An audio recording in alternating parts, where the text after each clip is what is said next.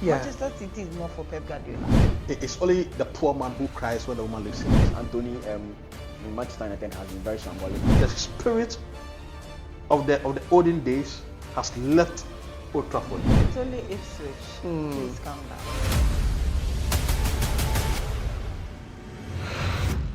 Hi, another welcome to the Al Media review show with me, Josiah. Today we'll be talking about, the games that were played in the Premier League over the weekend.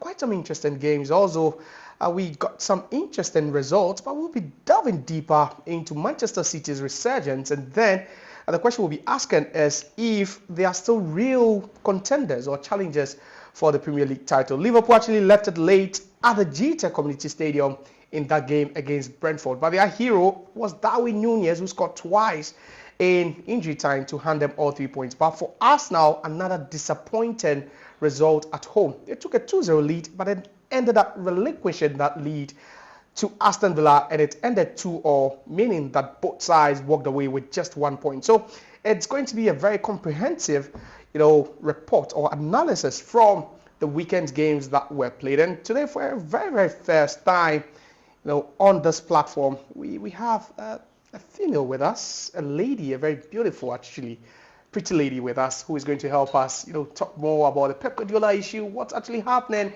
in the home of Pep Guardiola. Is everything okay?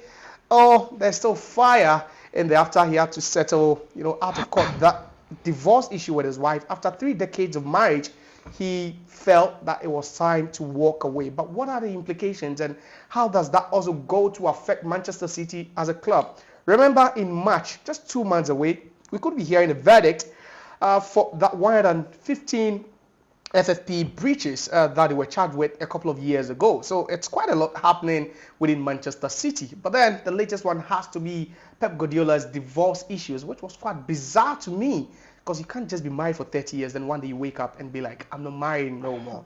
So that's what we're going to talk about here on the Al Media Review Show with me, Josiah. Let me quickly introduce my guest, but don't forget, like I always tell you, to subscribe to the channel and then turn on the notification button so that you just stay up to date with all the latest news. To my left, there's a usual suspect over there, the man who is aiming or just wishing to be cashing on 40,000 K regularly and then build up more muscles, right? I think I'll welcome to the show. And then also I have, for the very first time, a female pundit. She's actually one of the best and very pretty as well. And that's Abigail Senasusu. Hello, Abigail. Fun, yeah. You deserve the hype, actually. Abigail, how did you feel? Let me start with you, because you are a lady, and perhaps you know how, it feels like that when you heard Pep Guardiola's wife asking for a divorce after 30 years in the marriage. Like, did it feel any way to you, or it's just normal being a lady? Well, like your director rightly said, I'm not married. Yeah, okay. But so you're single? Yes. Okay, right. Is she on the market? I think maybe she would also disclose that. Yeah. You have to ask. I mean, you are the conduit, Yeah, right? but I would have to leave that to her. Perhaps, maybe. The transfer window hasn't closed yet, so perhaps, So is she on the market? She's a free agent. Yeah. Okay. So, like growing up watching couples around me, especially my parents, and getting to hear some stories. I remember once my mom, God bless her soul, once said that when you meet 2 people that have been married and one just gets up and wants to move, don't ask that what happened. Ask what has been happening For 30 or years. what happened that has brought them to that point. When people come together to live, that is when you are really going to see the true colors of people. You are learning to adjust. Okay. And also like compromise at a certain point. But believe it or not, we all have a breaking point. Okay. So if we are unable to meet ourselves at that point, that is when misunderstanding comes, when one doesn't want to go home, doesn't want to see the other, and all of those things. But if you really look at Christiana's point of view and how her story is, I'm not going to take sides. But for someone who's been shuffling to Barcelona to Spain every other time, at least in the last 9 years, He's been stable. She's been doing that, moving in and out of Barcelona because she has a family fashion business there that she equally wants to see continue. And so if the agreement was, okay, after 9 seasons, at least we get to move away from England.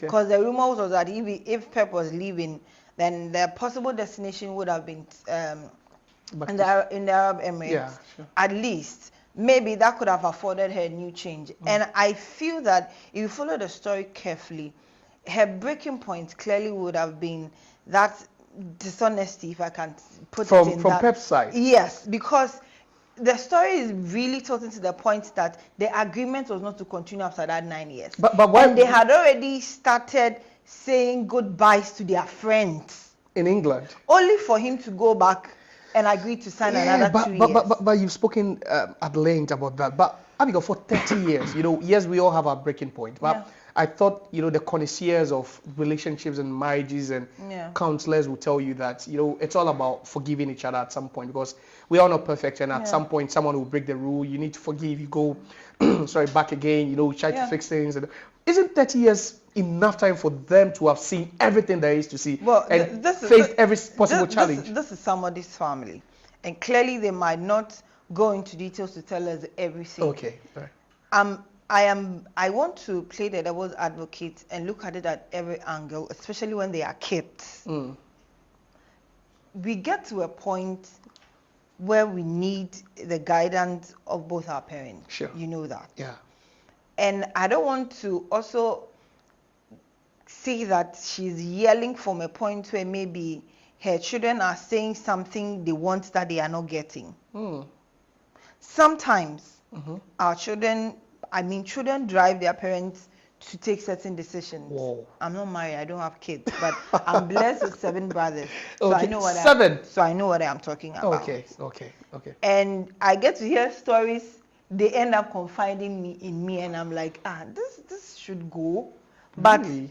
you hear that still voice from the woman's point of view saying, because of my children, I want to do this. Because of my children, I want this. Because of my children, I need this. Okay. So sometimes I also want to sit back and say that, okay, it might not be just her selfish reasons. But for the sake of the kids. There could be something we all don't know. But when there are kids involved, I am moved to believe that it could stem from there. Okay. But would you say they are also not being considerate, thinking about or not considering, the feelings of this man who has actually gone through a lot in the last couple of months, looking at what City themselves as a club. He's the face of Manchester City now. Yeah. He's been with the club for... I won't let you learn. Yeah. Manchester City is not for Pep Guardiola. But he feels a part of that family. And he's chosen where he wants to be. So that's the reason why the wife... If he's chosen where he wants to be, like I said earlier, the story goes to the extent that they started saying goodbyes to their But perhaps friends he was in asking England. for a year or two more. After and then 9. After 9. I have been patient for 9 good years. No, it didn't start from day one. I'm not sure it started from day one. I get you. Have you ever been in a distance relationship? Not really. So I've been single for long. So you don't understand. Let me bring you in, Atiga. She has really, given us another perspective. We could look at it from kids, the wife, after 30 years, tolerating all sorts of things, and then she gets to a threshold and she feels like, let me crack and just let me, just leave. First, what do you think would have been the deciding factor for this woman? Because Pep is an achiever. He's one of the greatest ever managers. And it's even every woman's pride to be associated, with so much success. And I don't think there's anything that has to do with finances at home. There's nothing this family can't afford. What do you think the problem is? Well, Josiah, before I lay the credentials for what might necessarily have caused this, let me say something. It's only the poor man who cries when the woman leaves him. You understand? One. And but we see rich people cry. Don't just never. It has to do with emotions. I'll come there. Okay. I'll come it's only a poor man who cries when the woman leaves him. A poor man cries when the woman leaves him. You understand? Okay. And secondly, a rich man who doesn't have a prenuptial agreement cries when a woman leaves him because that he's going to lose a lot. I get to the point. But when you are protected by signing the prenuptial agreement, you know that you're covered. So you necessarily too much trust. No, see, let me be frank with you, okay? Yeah. The only person from whom you cannot divorce is yourself. Oh, obviously. I get to the point. Yeah. It doesn't matter how many years you are together. There's always a possibility of you getting divorced. Wow. Because it is a possibility. So far as there are probabilities, it means that it can happen. Sure. I get to the point. But you see, if Pep signing the new 2 years agreement is the cause of this divorce, then I am happy for the woman to leave. Because you see, the legend of Pep Guardiola has been written in England. There's absolutely no pundit, there's absolutely nobody in the history of the game 50 years from now, 100 years from now, who is going to question the legacy of what Pep has been able to do, not only in football, but in England. I get to the point. Sure. But the problem is, should he have left or should he leave in this state where Man City find themselves? So you think it's all about loyalty? It's not necessarily about loyalty. It's about putting the team at a pedestal where they're still going to be challenging. But he's still staying loyal to the club, and that's why he signed. That's what I'm saying. That the statement that came from Pep Guardiola was that it would have been inconceivable for him to have left, right, in this state. Sure. 150 FFP charges, City not performing well. Yeah. So he needed to build a team Before leaving. So he prioritized that over his family. Of his family. You see, it is not about family. You cannot pit family against work. Okay. I get to the point. But that's what he did. No, he did not prioritize work against. I do not know the agreements they have had or the agreements they have concerning where to stay or where not to stay. Okay. I get to the point. I am a pundit. I look at what is in the media. Okay. I get to the point. But if truly, like my sister said, if the basis for this divorce, if the basis for the woman leaving is the fact that Pep has chosen, right, to steady the ship, Pep has chosen to put Manchester City at a pedestal that they are still going to be challenging, even if he leaves, then I am happy for the woman to leave. Because you see, happiness is the most important thing. Sure. I don't derive or I don't ask anybody to derive happiness from another person. I happy myself all the time. No, but sometimes you need you need other things. Why did he even marry the first time? Marriage is a necessity, not because of happiness. I get to the point. Yeah, but it's one of the ways to be happy. So no one gets happy. No one gets married to stay unhappy or even depressed. Yes, that's the point. So it is not a fundamental. It's an avenue. It is not a fundamental reason. But your wife can make you happy. Your husband can make you happy. Your wife can make you happy. Your family can make you happy. Your family can make you happy. You are literally happy to be with someone. That is why that's why loneliness is not even an option. Josiah, Yes, sir. Yes, sir. It is not a prerequisite. Okay. I get to the of point. Happiness. It shouldn't be the foundation upon which you are going to be happy. Okay. Then you are going to be disappointed. Okay. That is what I'm saying, sir. If those are the conditions upon which the woman is living, then I am happy. Fair. It's fair. I get to the point. And you say, is it going to affect Pep? I don't know his psyche. If it were me. But you think building up to where we are now, looking at when City started losing and all the things, his reactions, actions at post game, pre-match. Do you think at some point he was beginning to crack? Yes, it has. We sat in the same seat and we spoke about the mental fortitudeness of Pep Guardiola. How is he going to be able to accept the decline, the cataclysmic decline of Man City? You understand? And if you put in or if you add the marital issues to it, then is it capable of accepting, or is it capable of dealing with all the multitude of issues that he's facing currently? City not doing well. Yeah. Now somebody might say that they have started to up the game a bit. Yes, but you look at the opposition that they are facing. That's a separate thing altogether. Then the marital issue comes in. So how able is he? We talk about footballers having psychologists to psych them up and stuff, but nobody, absolutely nobody, has ever talked about coaches needing psychologists, especially at this point. So to me, it is dependent on the type of character he has and the type of personality that he has. But you know that most of our coaches have been players before. Yeah, of course. Pep actually played. I remember when Amorim came to United. He said it point blank that he had to consult a psychologist before even taking the job, because that move at the space in which Manchester United was, and knowing what he was going in for, if he was not mentally stable, cannot But- do but- the but job. Abby, Even at that yes. stage, look how things are going. Would you, So would you say they he all- needs, they all knew, at this know the point, need at for this that. point, do you think Pep needs this job to make him stable than any other thing in this world? I said something from the beginning that when we get to this point, we need to ask what has been happening. Okay. For all you know, in the last 9 years, is this job that has made him sane in his marriage? Whoa. Whoa. But that's the same man who For lost all, over for all you yeah. know, for all you know, that has been his safe place. The job, he's more like he's married to the job. Yes. There are people like that who would rather But Pep actually looks like that. Be fixated, in a certain corner, in a certain space, and just work to forget about whatever is going on back at home. You get?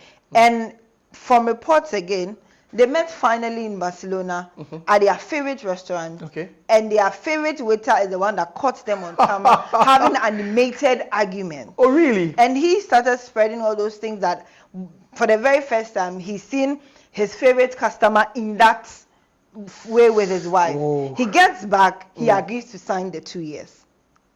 So So there was a disagreement. there was between the two. an animated argument, heated one, in their favorite restaurant in Spain. I mean in Barcelona. So to now be it looks precise. like let's look at this. It looks like It's Pep, also looking like he's running away from something. no, but it looks like now Pep is staying more loyal to his job than his family. Ideally. And it also looks like the ideally, wife is also staying loyal to the To kids. her, to her And the kids and family- her family business. Is that You see, it? That's So, that's so it. ideally, there's a plain grand problem we might not Not really understand. But it's all about the And now 2-year extension that- deal Yes, and because then staying in England. From the commentary also, one can also say that the agreement was okay.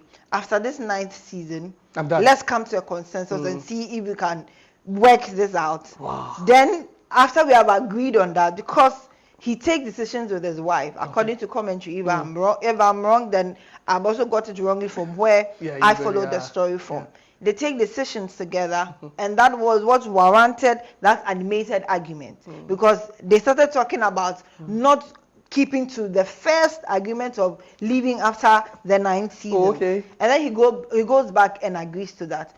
I want to maintain that wouldn't be generally the only basis, but that mistrust at that point as to wherever getting our family back on track, and then now you decide to choose a club, you will leave. That is not yours. That is not your property. That you are working, and they can decide to even sack you at any before point that in 2 years is over. Over the children you have born with me for 30 years. Then she would say that she's better off with the children and know that there's no one coming again. We'll soon talk about the the performance of Pep, and Man City in a jiffy, but we are still talking about loyalty here, and you think it's not about loyalty, but you put yourself in the shoes of this woman. You think you wouldn't also pack? I can never be a woman. No, I'm only saying you are putting. It's just you put yourself in her shoes. You can feel for someone. I should be in the shoes of Pep Guardiola. So put yourself in the shoes of Pep Guardiola. You would have still gone ahead, because we just didn't hear. We all thought after this season he was done,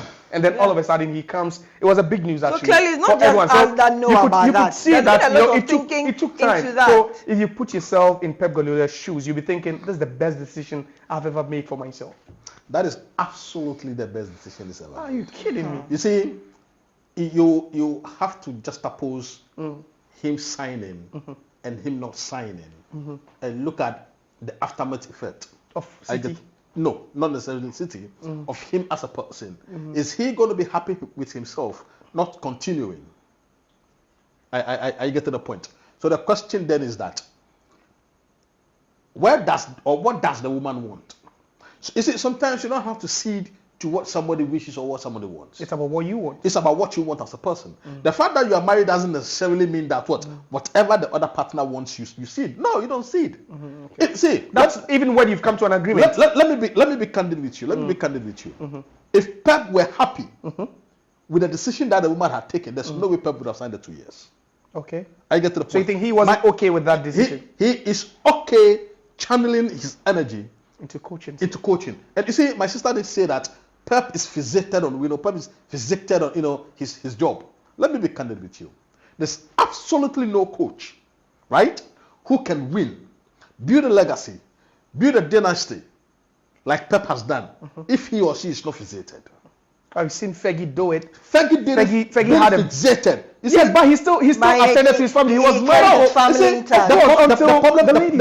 The problem is that Fergie and his wife were living in England. Were living in Manchester. Yeah, they are British. I get to the point. Yeah. So if you wherever Jose Mourinho goes, the wife goes with him. of course. And we've not heard any. And we haven't heard. Yeah. That is why I'm saying that if the woman wants to go and live in Barcelona, attend to her family business. Which Pep knew before marrying her. That is her business. Okay. I get to the point. Pep is channeling his energy into managing his business. And he said, let's not bring the children into this because the children are old. No. They still need their parents. No, they still, at this age, you don't need your father. You do not.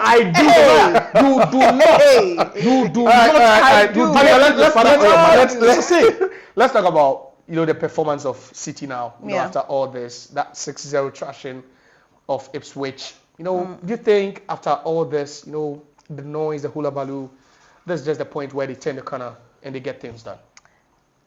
I will say that if you are an ardent follower of the English Premier League, don't take anything serious in October, November, December. Wait for that January curve. You think there's a curve for them? Then start. No, I'm just saying they start taking things serious. But with the way City were going about their things, let's just take a break and not say that this is it. Okay. Mathematically, even if we have to look at the games left and then the fact that even Liverpool have lost 11 points in the hitherto, and with the remaining games, if they're able to lose those 11 points again, it still brings that narrow 1 point that has always been magical when it comes to the English Premier League. So I would want to be with the field that says that City can finish in the top two. Top two? Yes. You're very confident about that? They can finish in the top two and think about European laurels. But for not the EPL, for the league, it's out of reach. It's like, let me say 96-97% off for me. Wow. And if they are getting it right. Okay. Ipswich, come on, they're already it's down only there. Ipswich. It's only Ipswich. So let's see if even that, like I'm saying mathematically, even if they should continue, it still looks very difficult. You can't tell me that Liverpool, even with the game in hand against Everton, will want, even if they lose that one, remaining games they will lose as many as 4 or 5. It becomes very difficult at this point in time of the league. So I want to say that they picked up, but a little too late. And from the way Liverpool are also going, I don't think they want to let go of this one as of us. Now, I didn't want to even mention them, but we are talking about City. So let's stay with City. Even about the fact that they want to get some players in the Mamouche and the rest, it wouldn't pick up immediately. Okay, it would definitely take time. Yes. They might need 2 or 3 months to get themselves into their groove, and Liverpool will not wait for it. But the question is, should the other clubs be scared because Pep is back, at his best now? Pep, has been able to sort out all those issues that used to distract him, and now he has peace of mind to deal with them. Should they be scared? Back from where? About all those marital issues. He's now back from the courtroom. It's only Ipswich. Please calm down. We should calm down. Where is Ipswich on the league log? Okay. So you think everyone should just calm down about Manchester City? It's good to see Foden but and their right after making that U-turn, we've seen Haaland also sign a 9-year deal, 9.5-year deal. Doesn't it look like there's something dangerous brewing for everyone in the Premier League? That was a huge one. I didn't see that coming at all. You never saw that coming? Never. 9 But I think Pep Guardiola's U-turn could have also, had that an effect. If Pep is staying for just 2 and he's staying for 9, so even if perhaps after the divorce we could see him stay a bit more longer, right? Well, we didn't also see him conceding to the fact that he'll go back on his promise after the 9th season. Okay. So now with Pep, I give up in taking decisions. It can change. It can change at any time. So I agree with you. Maybe some conversations have gone on around of him being around to make sure that Erling Haaland enjoys all of that opportunities. You know how some coaches identify with their players. Maybe, but I don't think Pep will stay there for another 9 years. I don't see it. You just don't see it. I don't see it. But let's be a little patient with them. If it continues, fine. But I still believe that the top 2 should be fine. Liverpool, Manchester City. It's possible. Liverpool, With Manchester Arsenal, City. Some Okay. of these All right. things. Thank you very much. All right, so welcome back. It's still the Al Media Review Show with me, Josiah. I still have my two pundits with me, Kari to my right, and then also Force to my left. Now, let's talk about that game at the Old Trafford where Manchester United lost to Brighton and Hove Albion. And after, social media was actually buzzing with Andre Onana. And it was just down to 2 errors he made in that game. The second goal as well as the third that handed Brighton and Hove Albion both goals and the eventual winning that one. But let me bring you in first. Would you say Andre Onana hasn't really lived up to expectations since his time at United? You think he's costing them too many points?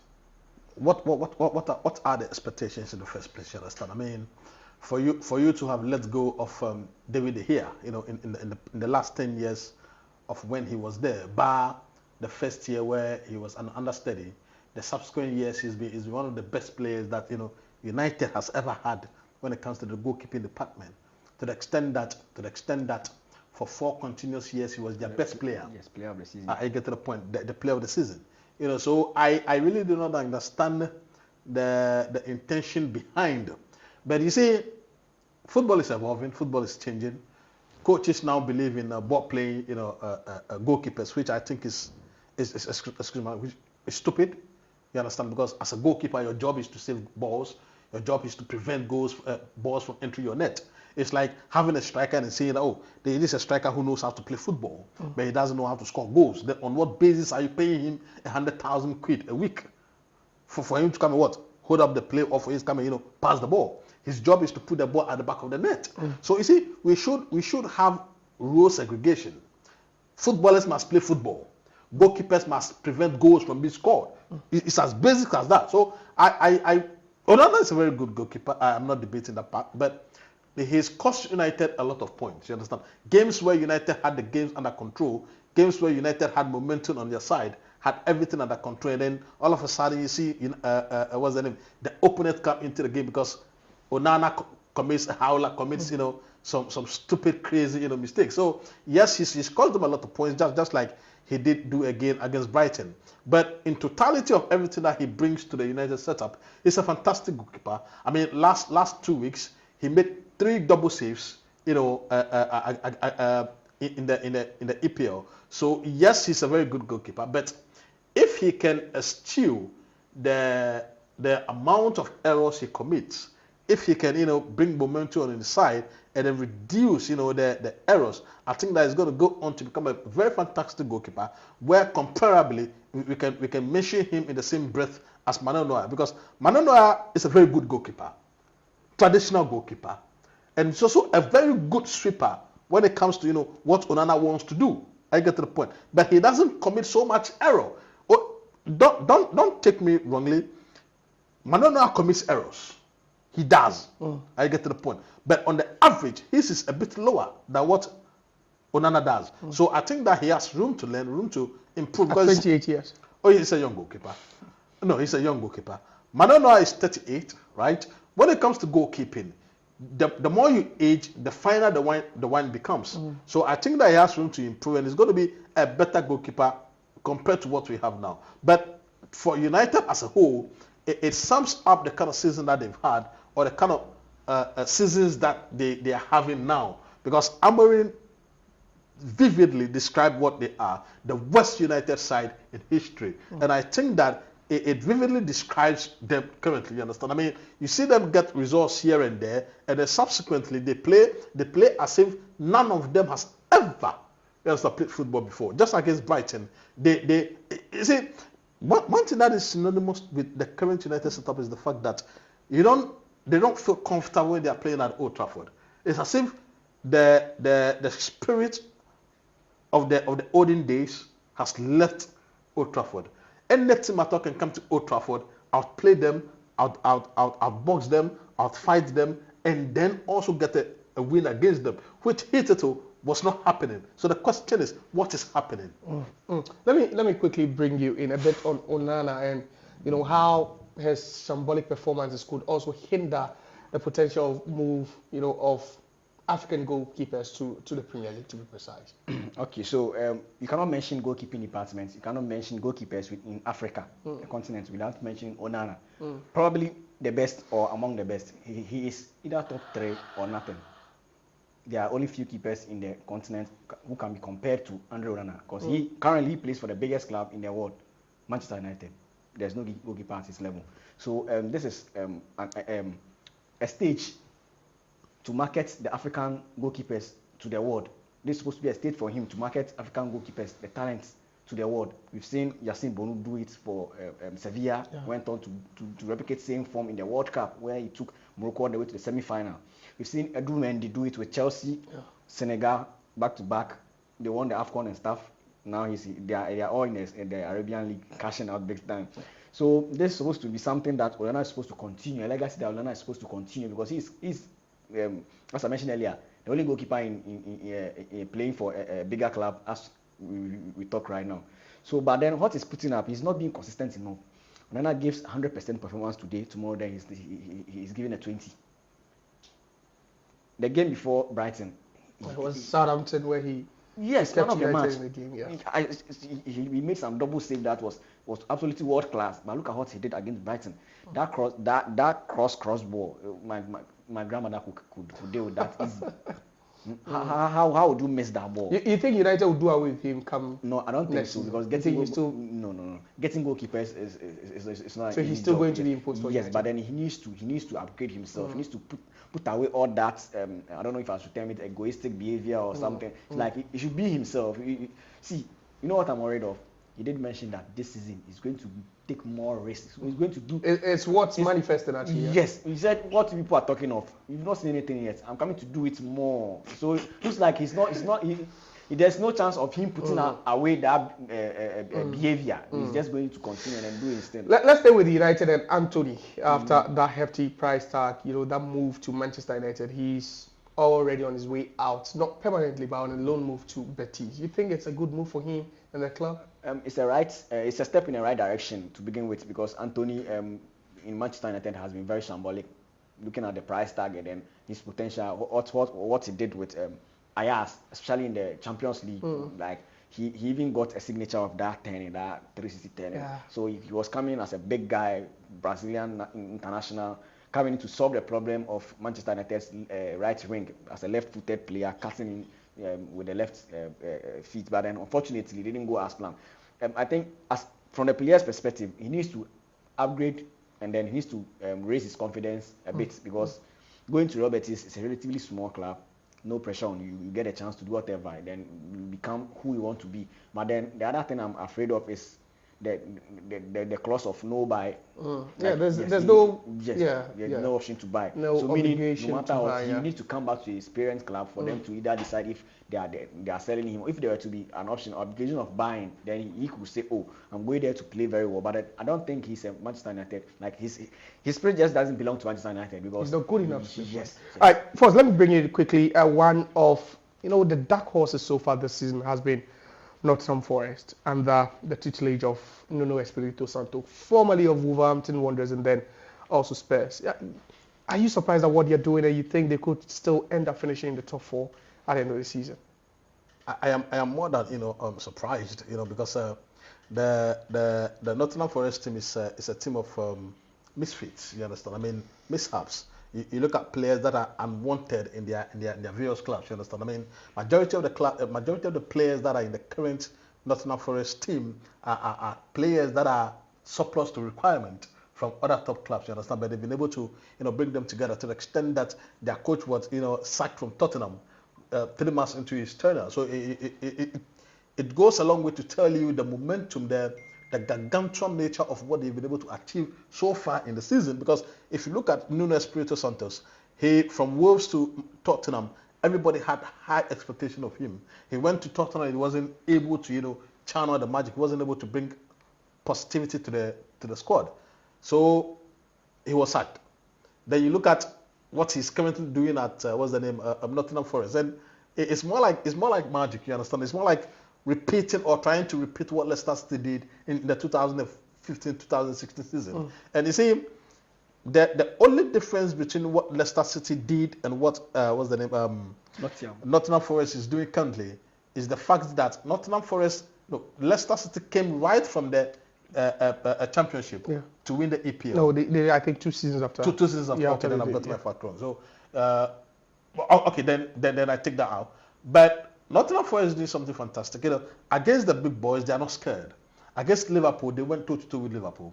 Against some of the other clubs that are in the top half of the table that hated or that previously they would have been in a more defensive shape. Nowadays, they are not in their defensive shape because they've got players that are fast, they've got players that are speedy, they've got players that are very quick in Elanga and then what's the name, Hobson-Odoi, right? And these are players that on their day, they are some of the best wingers in the game. So they've got what is needed to play an attacking football. And God being so good, so they've got Chris Wood who is banging at the goals. And if you see in a championship, for you to be able to win or for you to be able to do very well, you need a mean defensive setup and a goal scorer is going to give you 20 goals or more in a season. Yeah. And per the rate at which Chris Wood is going currently, I can confidently say that he can get that barest minimum of 20 goals or more in a season. And because they have a mean defense as well, it makes it difficult for them to concede. They went on 5 games without conceding a goal. Without conceding a goal. Yes. And these are things that are associated with Chelsea in the 2004-2005 season. Yeah. So for them to be repeating that, it just tells you how grilled they are. But you see, the funny thing, I mean, the most difficult aspect of what they are doing is the fact that last season to this season, they bought close to 30 players. Quite a lot. Yes. Quite a lot of players. Our own Andrea, you understand? Quite a lot of players. But I think they will finish in the top 4 come the end of the season. You know, let me be frank with you, okay? If they continue with the momentum that they currently have, with the spirit that they have, they can finish in the top 4. They can even challenge Liverpool for the title. You think they have what it takes? They have what it takes. You see, it's the same thing that happened when Leicester was challenging for the EPL title, and we were all asking, are they capable of doing it? You see, it is difficult to say, but if they continue with what they're doing, it is possible. All right, so that's all we have for you today on the Al Media Sports Review Show with me, Josiah. And I was joined by my pundits, and we'll be coming your way on Wednesday with a watch along from the UEFA Champions League game between Paris Saint-Germain and then also Manchester City. So just subscribe to the page or the channel, and then don't forget to turn on your notification, because we'll be bringing to you all the latest from Wednesday's games, then also Tuesday's games, and then also some good reactions from the UEFA Champions League. Thanks so much, Courage, and then also a big thank you to Force Atiga Mauli. It's always a pleasure to have these guys in the studio, and to you out there also, thanks so much, and we'll meet again. Bye.